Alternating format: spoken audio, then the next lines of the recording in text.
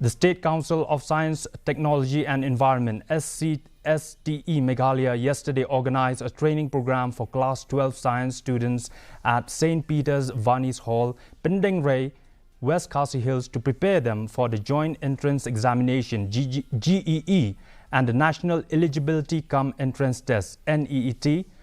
40 science students from various parts of the district attended the program.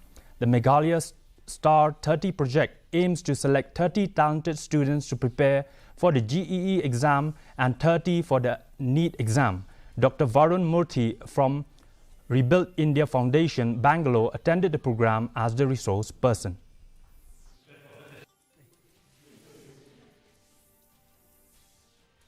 That is the guidance required because fears are real. Just based on our short-term memory.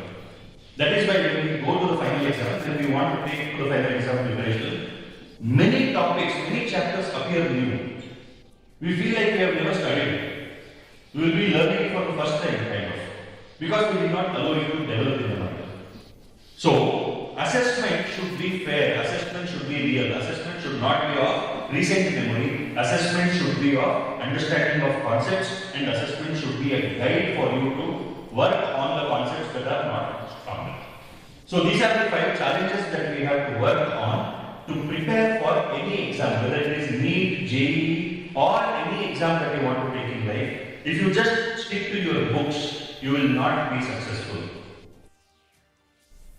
To sensitize general public